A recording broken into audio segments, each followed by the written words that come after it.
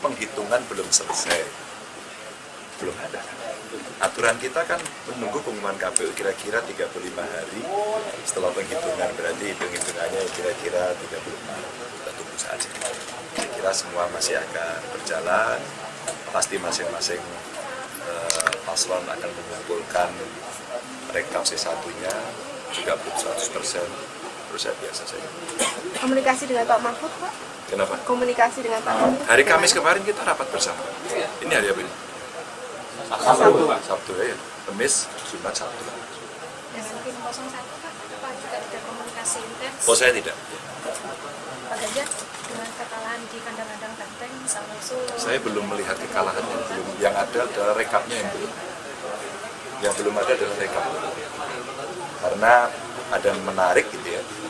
Hari ini umpama hampir sebagian besar di luar negeri saya menang. Ya.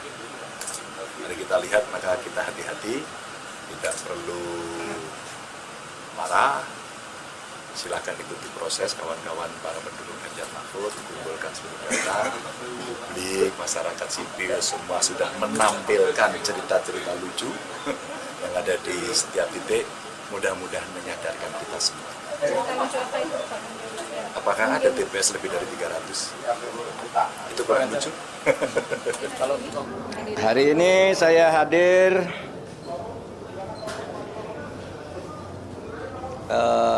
sahabat-sahabat saya pengukuhan guru besar, karena saya ini akademisi, jadi saya diundang. Tapi izinkan saya sekarang bicara 3 hal terkait pemilu. 4 hari terakhir saya istirahat sehingga banyak sekali wartawan kontak bagaimana saya dan mau apa. Saudara, ini saya mau apa? Apapun hasil dari Pilpres ini, saya akan terus berjuang untuk demokrasi dan keadilan. Jalan perjuangan untuk demokrasi dan keadilan bukan hanya pemilu. Pemilu hanya salah satu ekspresi demokrasi. Saya pernah tak di jabatan apapun pada tahun 2014 sampai 2016, tetapi tetap produktif berjuang dalam demokrasi dan penegakan hukum. Gerakan civil society dan kampus-kampus adalah sumber gerakan demokrasi dan perubahan dari otoritarianisme menuju demokrasi. Sejarah mengajarkan bahwa jika demokrasi disumbat, maka demokrasi akan selalu membuka jalan sendiri. Ini sejarah kita maupun sejarah dunia. Yang kedua, saya bicara tentang 2 hoax, yaitu tentang pemilu curang. Saya memang pernah mengatakan bahwa setiap pemilu, pihak yang kalah selalu menuduh yang menang itu curang. Saya katakan itu pada beberapa kesempatan, yaitu saat KPU periode Hasyim Asy'ari dibentuk. Datang ke tempat saya diberitahu bahwa awas, nanti ada gugatan bahwa pemilu ini curang.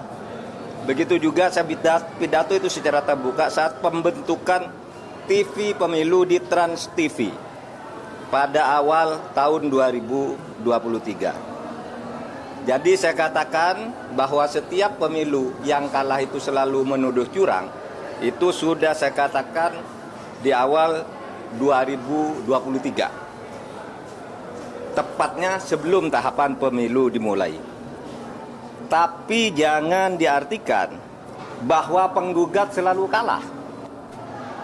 Sebab memang sering terjadi kecurangan, terbukti itu secara sah dan meyakinkan. Ketika saya menjadi ketua MK pernah memutus pembatalan hasil pemilu dalam bentuk perintah pemilihan ulang maupun pembatalan penuh. Sehingga yang menang dinyatakan disqualified dan yang kalah naik. Jadi bisa pemilu ulang, bisa. Misalnya saya sebut contohnya hasil pemilu kada Jawa Timur tahun 2008. Saat Khofifa dinyatakan kalah dari Soekarwo, kita batalkan hasilnya dan diulang. 2 hasil hasil pilkada Bengkulu Selatan. Yang menang didiskualifikasi, yang di bawahnya langsung naik. 3, hasil pilkada Kota Waringin Barat. Sama dengan Bengkulu Selatan, dan banyak lagi kasus di mana ada pemilihan ulang, terpisah, daerah tertentu, desa tertentu, dan sebagainya. Nah, harus diingat bahwa untuk pertama kali istilah pelanggaran terstruktur, sistematis, dan masif itu muncul sebagai vonis pengadilan di Indonesia tahun 2008 ketika MK memutus sengketa Pilgub antara Khofifah dan Soekarwo. Saya waktu itu hakimnya.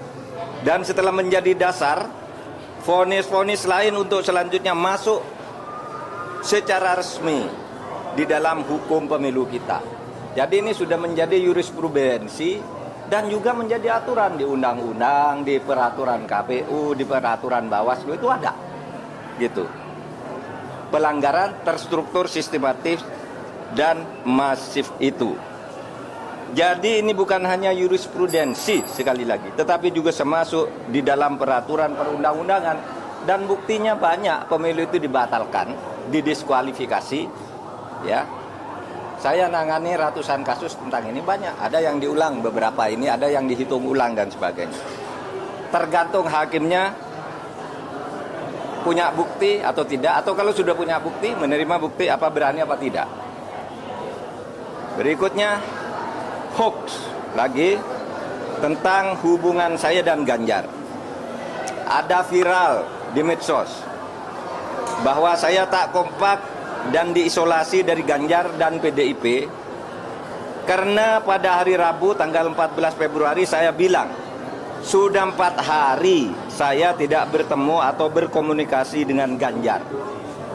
Padahal waktu itu ketika ditanya oleh wartawan Rabu pagi itu, kapan Pak terakhir ketemu Pak Ganjar? Saya bilang sudah 4 hari saya tidak berkomunikasi, tidak kontak. Kenapa?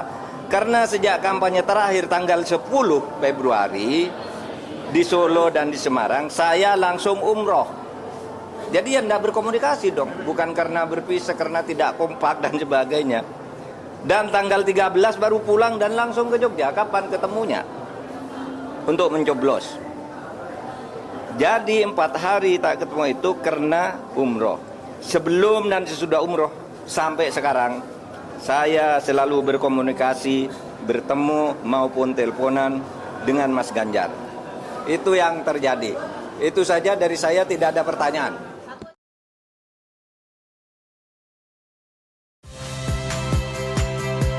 Saya Friska Clarissa. Saksikan program-program Kompas TV melalui siaran digital, pay TV, dan media streaming lainnya. Kompas TV, independen, terpercaya.